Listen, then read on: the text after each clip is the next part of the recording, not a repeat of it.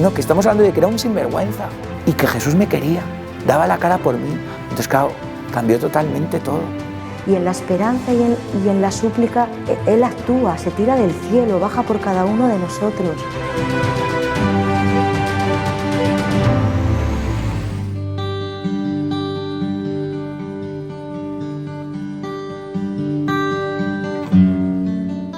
Mi nombre es el Padre Orlando de Jesús Toro Valencia y soy el mayor de 4 hermanos, todos hombres. Mi papá, Otoniel de Jesús Toro Rincón, mi mamá, María Socorro Valencia Mesa. Somos una familia de Colombia, de origen, llamamos antioqueño, origen paisa. Somos de una cultura muy religiosa, personas de origen sencillo, del campo, pero también de mucha fe. Entonces, en ese ambiente, pues logré empezar mi vocación sacerdotal, por así decirlo, mi vocación cristiana, porque todo empieza siendo cristiano por el bautismo. Nací un 10 de junio del año 1979, ya tengo 45 años en este momento que estoy hablando acá con ustedes, compartiendo con ustedes, y ha sido una bendición muy grande pues haber nacido en un hogar cristiano. Para nosotros siempre nos ha marcado la vida, nuestra experiencia de fe, tanto de mi papá como de mi mamá, que se casaron pues por la iglesia por allá en el año 1978, y luego empieza una historia de amor donde nazco yo al año, en el 79, y se casaron en una fiesta de la Virgen del Carmen, un 16 de julio también, y empieza toda esta historia donde pues yo soy el primer fruto de esa bendición matrimonial, y luego pues van a nacer mis hermanos. Vivo o nací en Roldanillo, Valle del Cauca, Colombia, y allí empieza como toda esta historia donde realmente pues contamos siempre con la bendición de Dios y la presencia de la Santísima Virgen María en nuestras vidas. Lo primero que puedo decirles entonces es esto: logré iniciar desde pequeño, siempre teníamos la costumbre en la casa de rezar el Santo Rosario todos los días. Más o menos a las 7:30 de la noche nos apagábamos el televisor, apagábamos todo lo que hubiera que hacer y empezábamos el rezo del Santo Rosario. Siempre por la mañana se escuchaba a mis papás rezar, siempre, nunca se levantaban de la cama sin haber rezado. Y después pues todo el día en el trabajo, mi mamá en la casa, y luego empezábamos cada uno con sus oficios, en fin, empezábamos siempre como a tener esa presencia de Dios. Y todo da pie para que empiece una historia de salvación y de vocación sacerdotal, porque en ese amor por la fe, por la iglesia, pues entonces empieza la vocación desde una misión que nos celebraron allí en la parroquia, en el pueblo, y fue una misión de la Virgen del Carmen. Y en esa misión pues nosotros teníamos que llevar la imagen de la Virgen en andas, al hombro, y luego rezamos el Rosario de Aurora, y luego teníamos la Santa Misa. También en esa misión por las tardes se celebraba nuevamente la Santa Misa, después de rezar el Santo Rosario. Y allí empieza todo. Mi vocación es algo muy especial, porque siempre considero que la mano de Dios ha estado allí. Nací un día de la Santísima Trinidad, un domingo, y esa realidad ha marcado mucho mi vida. Y ya les mostraré por qué lo quiero decir antes de empezar a contar esta historia. Luego, cuando estábamos en esta misión, entonces en una Eucaristía el sacerdote no tenía monaguillos. Yo tenía 7 años y había otro niño allí en la Eucaristía, y el padre que estaba allí, un padre muy santo, padre Jairito Ramírez, que después lo conocí. En ese momento pues no lo conocía como tal, estaba él allí de misionero, nos llama a que le ayudáramos a colitar, que pudiéramos servir allí en el altar, pasándole las cositas de la misa, decíamos. Entonces, ahí en ese momento tenía 7 años, estaba en segundo de primaria, cuando empieza, puedo decir con plena certeza, empieza ese llamado de Dios. Yo sé que desde la eternidad, desde antes de nacer, Dios lo llama a uno o lo tiene para hacer su voluntad, para ser instrumento de su gracia y de su amor. Pero a los 7 años empieza como tal mi historia vocacional. Desde ese momento dije, yo quiero entrar de monaguillo, porque tenía que esperar 3 años más, solamente recibía monaguillos a los 10 años en ese instante, y fuera de esa espera de 3 años, pues entonces empezaba allí todo. Quería ser futbolista, quería ser también, en medio de todo, pues tener una familia. Después era como el sueño tener más de 5 hijos y todo el tema. Siempre me enamoraba como de la niña más bonita del salón, pero bueno, yo era más chiquitico del salón y todo, pero eran como esos pensamientos. Pero en el fondo siempre esperaba de los 7 a los 10 años poder entrar a ser monaguillo, y ya luego poder seguir ese proceso, que ya les iré narrando también cómo sucedió, hasta que llegó por fin el tema de los 10 años de poder entrar. Llegué a la reunión, pero en ese momento cerraban la puerta para empezar la reunión, y yo vivía muy lejos de la iglesia, vivía más de 20 minutos a pie en ese tiempo para llegar a la iglesia. Vivía en una vereda a las afueras del pueblo en ese entonces, y bueno, cuando llegué ya estaba la puerta cerrada y no pude entrar a la reunión de monaguillos. Pero no desistí, sino que a los 8 días volví ya más temprano, corriendo más, y llegué a la reunión y me recibieron.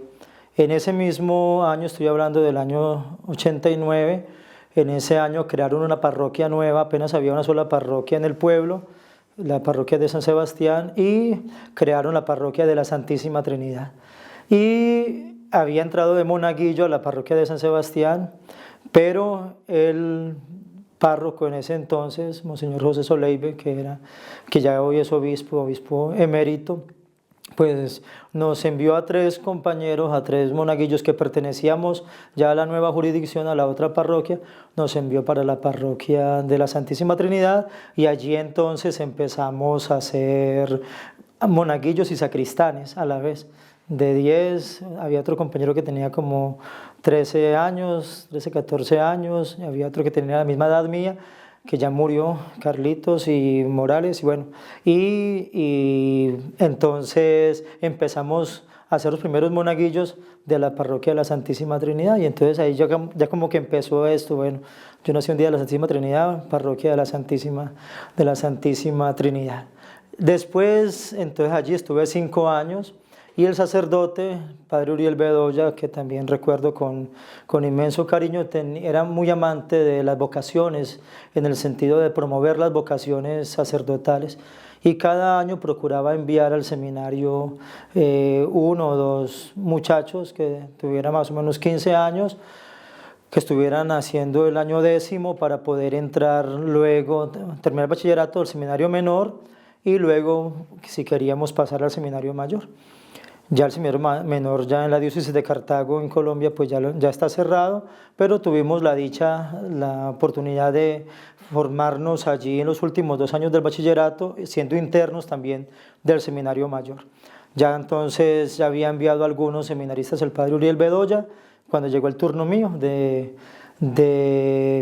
ir al seminario. Había ido cuando tenía 13 años, pero no me recibieron porque yo era muy chiquitico también, estaba muy pequeño, y el obispo, quien amo con todo el corazón, lo recuerdo con mucho cariño, el primer obispo de la diócesis, Monseñor José Gabriel Calderón, me dice, todavía está muy pequeño, coma más frijoles y después vuelve otra vez, sí algo. Yo estaba ya como pensando si seguía o no seguía. A los 15 años cumplidos, entonces, con la idea de querer conseguirme una novia, ya que todos mis compañeros tenían su novia, pues yo también estaba como con ganas de entrar a la moda, ya había mirado por ahí una muchacha para de pronto decirle si quería ser novia mía, ya decimos o decíamos que para que me diera el cuadre en ese momento. Entonces yo iba a pasar a 10º cuando el padre me dice a mí, bueno, ¿va a entrar al seminario, sí o no? Y sin preguntarle a mis papás, sin nada, pues le dije, sí, padre, no, yo me voy para el seminario. Y hasta ahí llegaron como todos estos pensamientos mundanos, por así decirlo, pero mentiras, estos pensamientos de hacer otras cosas. Había estado en las inferiores de un equipo de fútbol, había alcanzado a entrenar en un equipo, se llama el Deportivo Cali, allá tenían una escuela en Roldanillo, estaba empezando. En fin, quería también pues ya estudiar de pronto arquitectura, biología, marina, ¿no? Bueno, un resto de cosas tenía en mi cabeza, me iba muy bien en el estudio, gracias a Dios, en ese entonces, pero cuando el padre me dice, ¿va a entrar al seminario? Sin pensarlo, le respondí que sí. Y a mucha gente le dice, un padre tan joven, se fue para el seminario de 15 años y todo este tema, y yo le digo, nunca me arrepiento, jamás he dudado de que ha sido Dios primero el que hace la llamada y que uno es el que le contesta y le responde positiva o negativamente. Pero desde que le respondí que sí, yo dije, esto es para toda la vida, que es algo de lo que es muy difícil hoy decirle al Señor. Entonces empecé a terminar el bachillerato, los 2 últimos años del bachillerato, y ya luego ingreso al seminario mayor en el año 96 y empieza ese periodo de la filosofía, ese periodo de la teología, bueno, disfrutando. El primer obispo ya pasa a ser emérito, ya con otros seminaristas empezamos a acompañarlo, a cuidarlo, a estar con él en la casa. Aprendimos mucho de él, porque era un hombre muy santo, muy inteligente, muy bueno, sí, muy sabio y muy paternal también, y bueno, me tomó mucho aprecio y ya pude tenerlo como un referente, como si fuera abuelo, pero a la vez también como si fuera un padre, y bueno, un ejemplo sacerdotal muy, muy grande, cuando podíamos compartir la misa, él y yo solamente, en fin. Y allí entonces pues termino mi proceso de filosofía y teología. Creo que lo terminé muy rápido, eran 6 años y medio en ese tiempo. El año de pastoral era opcional en ese entonces, y lo pedí como 2 veces y nunca me lo dieron. Y bueno, llegó el otro obispo, Monseñor Luis Madrid Merlano, que fue el que me ordenó sacerdote, y empieza pues una relación de mucho cariño pues con Dios, sobre todo primero en la filosofía y sobre todo pues ya en la teología, pero llega un momento en que quedo solo en el seminario porque todos mis compañeros se ordenan. Era un seminario cíclico, una formación cíclica, donde los que iban avanzando, los tenía más edad, pues se ordenaban. Cuando menos pensé quedé yo solo, tenía 22 años, allí ya había terminado los estudios prácticamente. Entonces el señor obispo pues me dice que para la ordenación diaconal, para pedir permiso pues a Roma, yo no, todavía no, excelencia, déjeme un poquitico, yo cumplo menos los 23 y ya a los 23 años me ordena de diácono. Luego entonces estoy un año de diaconado por fuera en una parroquia haciendo pastoral, en 2 parroquias mejor, y ya luego al año recibo la ordenación sacerdotal de 24 años de edad. Entonces es como para decir que todo ha sido como muy, muy, muy rápido, como algo. Yo a veces me he sentido como un niño en los brazos de Dios, siempre como con ese cariño, como con ese cuidado, como ese llamado de Dios. Siempre he sido muy, pues me considero y lo sé, pero también lo he querido vivir, ¿no? Ese amor de Dios. Y entonces en ese amor de Dios pues recibo la ordenación sacerdotal en el año 2004, a principios del 2004 recibo la ordenación sacerdotal, ya cumplí este año 20 años de ordenación. Y bueno, empieza ya esa vida de ministerio sacerdotal, primero como vicario y luego ya a los 25 años cumplidos, al otro día de haber cumplido 25 años, recibo mi primera parroquia.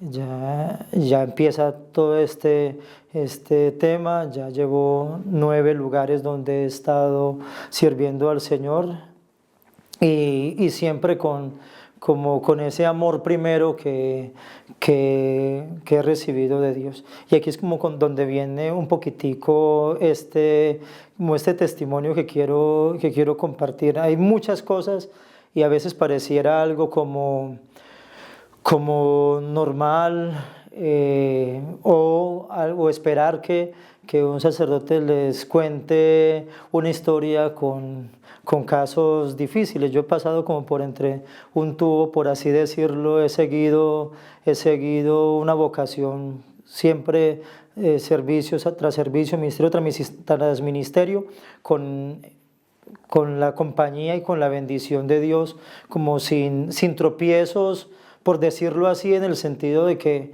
yo lo que quiero decirle a la gente o los que tienen la vocación, el tropiezo lo pones uno, ¿no?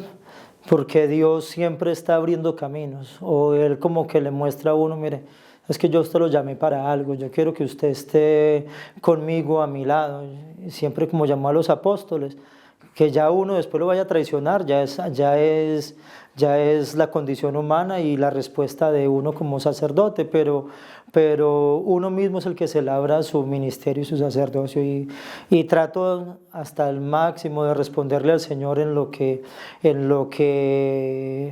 puedo desde mi condición humana, pero es lo que puedo decir es que siempre lo he hecho con amor y nunca he tenido duda de mi vocación. Y eso es como lo que yo quisiera de pronto compartirle a la gente un poco, porque se nos olvida que nuestra vocación empieza con el bautismo. El bautismo, ser bautizado en la fe católica es lo más grande. De las cosas que más le insisto a la gente es, bueno, ¿usted se sabe su fecha de bautismo? ¿Sí o no?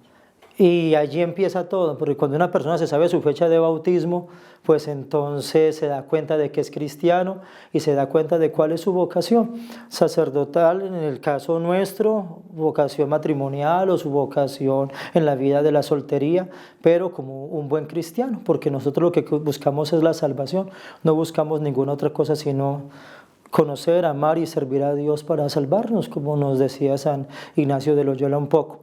Y entonces esa es mi insistencia en el ministerio sacerdotal. Aquí empieza todo, cuando ya logré como comprender la esencia de muchas cosas. Lo que he tratado en mi ministerio es de formar a la gente, es como el punto clave de mi trabajo pastoral. Yo le pregunto a la gente, ¿ustedes saben cuáles son las 3 misiones del bautizado? Y mucha gente no las sabe, no las conoce. Predicar, santificar y servir. Esa es la misión para la cual vino nuestro Señor Jesucristo. Y aquí empieza como este tema de la identidad sacerdotal, porque cuando comprendí esto, el primer obispo nos insistía mucho en eso, el Monseñor José Gabriel Calderón. El bautizado tiene que predicar, santificar y servir. Y cuando me puse a pensar, pues dije, pues es lo mismo para el sacerdocio. Ahí a veces veo sacerdotes, yo soy diocesano, yo creo que ya la gente sabrá que la diferencia entre un sacerdote diocesano, un sacerdote religioso de una comunidad X, ¿sí?, religiosa, pues yo soy sacerdote diocesano, en este momento trabajo en una parroquia mariana, la Inmaculada Concepción del municipio de Versalles, Valle del Cauca, donde está uno de los vitrales más grandes de América. Es un vitral inmenso, es con una imagen, justamente la colosal, de la Inmaculada que está acá en España también. Y bueno, eso también tiene otra historia, porque para mí la Santísima Trinidad y la Inmaculada pues es lo máximo, pero llega este tema siempre en las parroquias, y les estaba diciendo que el tema de la espiritualidad sacerdotal diocesana, que a veces muchos sacerdotes no entienden pues yo no me explico, porque a veces he escuchado que dicen es que el sacerdote diocesano no tiene espiritualidad, y yo pero o que no la tiene muy clara, pues entonces, ¿qué estudiaron en un seminario o qué es lo que están viviendo? Porque la espiritualidad de un sacerdote es imitar a Cristo, es imitar a nuestro Señor Jesucristo en pobreza, castidad y obediencia, pero cumpliendo su propia misión de predicar, santificar y servir.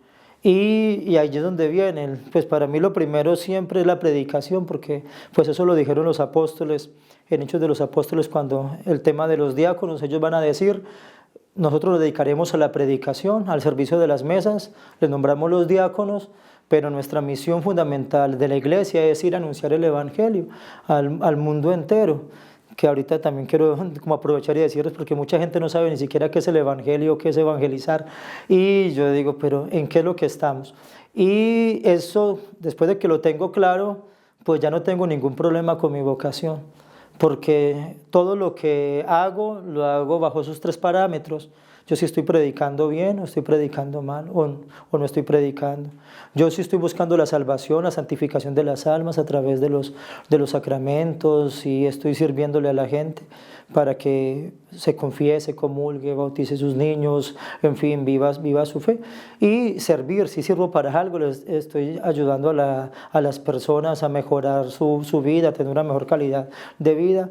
Y la manera más fácil de hacerlo pues es cumpliendo la primera obra de misericordia espiritual, que es enseñar al que no sabe, y a mí me ha gustado. Entonces soy docente en el seminario, también soy formador en un colegio de la diócesis en este momento, también doy clases, y en las parroquias donde voy trato de abrir siempre cursos o insistir mucho en la formación de las personas. Para mí todo parte de la formación de lo que tenga una persona en la cabeza. Si la persona en la cabeza tiene ideas pesimistas o no tiene nada, pues no va a hablar de nada, o va simplemente a quejarse, no va a saber rezar, no va a saber cómo debe comportarse porque no tiene conocimiento sobre la moral, no va a tener responsabilidad en su vida, porque si no tiene conocimientos en su cabeza, pues entonces luego, y yo creo que es uno de los problemas actuales en la iglesia, porque tenemos todavía muchos católicos, pero católicos sin formación, y donde no hay formación, pues no hay nada. Por eso cuando me dicen si se tiene esta oportunidad, pues claro, porque los medios de comunicación pues son para esto. Yo creo que la labor, y considero que es así, el espíritu de Mater Mundi es llevar la palabra de Dios, la fe, el mensaje del Evangelio a tantas personas, que ese mensaje del Evangelio, que es primero conocimiento de los dogmas, segundo, que es invitación a la conversión y a la vida de gracia, tercero, que es vivir la caridad, el amor cristiano, y cuarto, llevar una vida de oración. Cuando uno tiene esas 4 cosas claras, pues entonces lo que tiene es que enseñárselas a otros, y que esos otros pues luego lo vuelvan vida y también se lo enseñen a otros, porque la iglesia es tradición. Lo más grande es que la gente conozca los dogmas, y encontré 2 dogmas que son el fundamento de la vida cristiana: el dogma de la Santísima Trinidad, Dios uno y trino, y el dogma de Cristo, Dios y hombre verdadero. Y esos 2 dogmas rigen todas las verdades de la fe del cristianismo, la fe católica.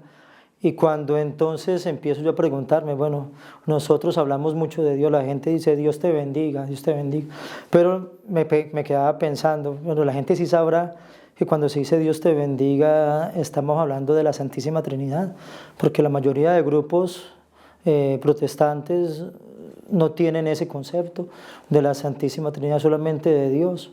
Nosotros creemos en Dios uno y trino, pues tendrían que leerse de pronto a San Atanasio, leer un poco más del concilio de Nicea, de Constantinopla, en fin, y allí ya podríamos hacer una catequesis sobre ese tema, pero algo que me preocupa mucho es esto: decimos amar a Dios, creer en Dios, pero no creemos en Dios Padre, Hijo y Espíritu Santo. Y otro error que por lo que escuchábamos ahorita, conversábamos en un momento, es este, que se habla mucho del Espíritu Santo, del tiempo del Espíritu Santo en este tiempo, luego que el tiempo del Hijo, luego que el tiempo del Padre. Entonces yo, como soy tan preguntón y tan cuestionador, pues me pongo en esto de cómo así. Es que de cuando aquí hemos encasillado a Dios en el tiempo. Dios es eterno, Dios es Padre, Hijo y Espíritu Santo, que viene al tiempo, pero viene la Santísima Trinidad. En la consagración es la Santísima Trinidad del pan y del vino para recibir el cuerpo y la sangre del Señor. En todos los sacramentos, la Santísima Trinidad. Y siempre empezamos la Santa Misa, o todas las celebraciones sacramentales o de devoción, en el nombre del Padre y del Hijo y del Espíritu Santo. Entonces, cuando esto que es hablar que el Espíritu Santo, el tiempo del Espíritu Santo, la persona del Espíritu Santo, el Hijo o el Padre, yo siempre les digo, miren, sí, hay cristología, hay neumatología, el Espíritu Santo. Sobre el Padre no hay como una materia como tal, que realmente yo creo que es lo que falta, más que del Espíritu Santo, falta hablar más del Padre, pero en realidad lo que nos falta a nosotros es conocer y amar a la Santísima Trinidad. Y desde que empecé mi ministerio sacerdotal, ese ha sido como el tema de fondo, que los católicos conozcan las dos verdades sobre las que se sienta la fe católica: la Santísima Trinidad y la doble naturaleza de nuestro Señor Jesucristo. De allí yo explico todo lo que quiera. Ya en las parroquias, cuando empecé, estaba recién ordenado. A mí me tocó una parroquia que es la que más he amado porque fue mi primer amor como párroco. Se llama Primavera y la Tulia, bajo la advocación de Nuestra Señora del Carmen, justamente también allí. Y en esta parroquia hay un momento de violencia muy serio a principios de los años 2000 hasta 2010 más o menos, pero en el 2005, cuando llegó a esta parroquia, estaba en su furor. Desapariciones, muertes, fosas comunes, bueno, una situación muy difícil. Y yo llego recién ordenado, llego nuevo allí a la parroquia, muy joven, muy tímido, muy callado, y no tenía cara. Ojalá después puedan ver una foto cuando estaba recién ordenado y no tenía, la gente decía, este no tiene cara de padre, y todo el tema. Y llego a la parroquia con esta situación y claro, pasan cosas muy difíciles, muy tristes, en fin, y muy lindo porque le dije a la gente, miren, empecemos a rezar, aquí no hay más. Empezamos a rezar y en 3 meses logramos un poco alcanzar este tema de la paz. En fin, en cierta manera, como una tregua, pero seguían asesinatos. Bueno, pudimos hacer mucho bien también, creando sentido de comunidad, también salvando vidas. Me tocaba a veces llevar en el carro personas al escondido para que no las mataran de madrugada, en fin, en la noche, sacarlas de la parroquia, del pueblo a otra parte para salvarles la vida. A otros no pude salvarles la vida y me queda esa tristeza, en fin. Y así, en todas las parroquias, siempre buscando hacer todo este conjunto: la predicación, luego la parte de la salvación de las almas, la parte sacramental, sobre todo, después la acción social en lo que se pueda servir también en la parroquia. Ahorita tenemos pues un comedor, bueno, buscamos la manera de ayudar también a las personas en lo que se pueda de una u otra forma a nivel material. Y luego también viene pues la parte de la piedad, de la oración, que es como con lo que yo quisiera terminar siempre, porque así empiezo mi trabajo pastoral. Miren, nosotros tenemos que rezar. Hoy muchos dicen, es que no se reza, sino que se ora. Pues es una mentalidad que se tiene mucho por allí en Colombia con el tema del protestantismo, que no se le reza a Dios, sino que se le hace oración. Pues yo le digo, yo aprendí desde pequeño, fui a rezar. Y yo sé que los rezos son oración. El problema es cómo usted reza, el problema es qué es lo que dice, a quién se lo dice, si se distrae o no, si nunca lo ofrece o si sí lo ofrece, si se ofrece su oración, pero hay que rezar. Y el fuerte es ese, siempre empezar todo el día, abro la iglesia yo mismo, el templo parroquial, 5:30 de la mañana, donde yo vivo es un lugar frío, donde trabajo ahora, y no importa, con los que quieran llegar, va llegando gente que va para el trabajo, personas que me acompañan, y siempre empezamos el día con las laudes y el Santo Rosario. Siempre lo rezamos. Al amanecer, las laudes, el Santo Rosario. Luego, por la tarde, rezamos las vísperas, también antes de la misa. Ya otra persona reza el Santo Rosario. Y bueno, trato de decirle a la gente, miren, hemos perdido o no conocemos el valor de la liturgia de las horas. No conocemos el valor del Santo Rosario. Y tenemos que hacer todo lo posible por volver a rezar. Y es como lo que siempre le digo a la gente y le pido a la gente que haga. Una persona que no reza no tiene paz espiritual, no ve solución para los problemas, la vida le pierde sentido. Y es lo más sencillo. Pero eso porque lo aprendí de mis padres, lo aprendí en mi casa, lo aprendí desde pequeño, que hay que rezar. Y si no recuperamos justamente ese detalle en nuestros hogares, en estos tiempos modernos, pues no estamos en nada. Rezar el rosario, visitar el Santísimo, liturgia de las horas, laudes, vísperas y completas para los laicos. Y esa yo creo que es la crisis de vocación. Yo le pregunto miro a mis compañeros sacerdotes cuando a veces los veo en crisis de su vida sacerdotal y les digo o les hago caer en cuenta, miren, yo creo que te falta rezar,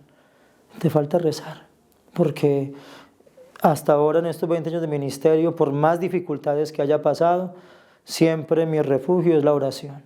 Y si no tiene al Señor al lado en el sagrario y tiene a la Virgen María que está ahí con nosotros, acompañándonos y le rezamos, estamos con ella siempre.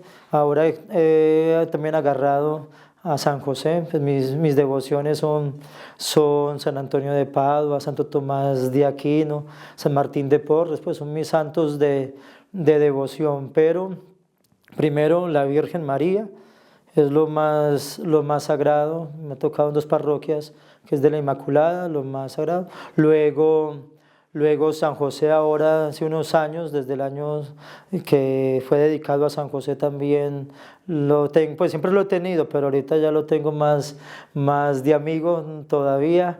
Y a la gente le hago reír mucho porque a veces me meto en unos proyectos, en unas campañas bien raras y yo le digo, bueno, yo no voy solo, está la Virgen María, está San José y ya luego toda la corte celestial, mi ángel de la guarda que siempre le rezo al levantarme y al acostarme, siempre me acompaña y luego pues la parte de la visita al Santísimo. Y con esta devoción y con este cariño, pues todo el bien que se pueda hacer. Hablábamos ahora un poco sobre el tema del aborto, que es lo más doloroso hoy en día, y ver niños que les salvé la vida, que ellos no saben siquiera, porque la mamá vino donde mí a decirme que quería abortar, y yo después de haberle aconsejado a la mamá que no lo hiciera y no haberlo hecho, después verlos crecer, eso es una emoción muy grande y ver ese amor de esa mamá por esos muchachos, para mí es una bendición. Y le pido a la Virgen María, Madre de la Vida, que nos dé esa gracia de poder salvar vidas. Sí, es lo más grande que uno puede hacer, salvarle la vida a un bebé, ayudar a las personas, pero en ese caso, y luego llevar almas al cielo. Y esta es como un poco mi historia y bueno, yo lo quería compartir con ustedes, agradecer a Mater Mundi por este espacio, de verdad que ha sido muy hermoso porque he venido acá a España en peregrinación mariana, he venido con ese deseo de cumplirle como, bueno, un deseo que tenía de mi papá, conocer a la Virgen, el santuario de la Virgen de Fátima y bueno, y aprovechar para visitar. Él ya está en el cielo, estoy seguro, porque era muy mariano y bueno, ahorita acompañarlos y orar orar en los santuarios marianos, que es un recorrido que quiero hacer por aquí estos días, y aquí vamos con la ayuda de Dios. Antes de despedirme, pues entonces dar la bendición a todos los que lleguen a este programa, a este espacio, los que puedan ver esta emisión, y decirles ante todo, simplemente recen, no dejen de rezar, y Dios hace todo, uno solamente tiene que responderle que sí, ya Él se encarga del resto. Para todos ustedes, la bendición de Dios Todopoderoso, Padre, Hijo y Espíritu Santo, descienda sobre ustedes y los acompañe siempre. Amén.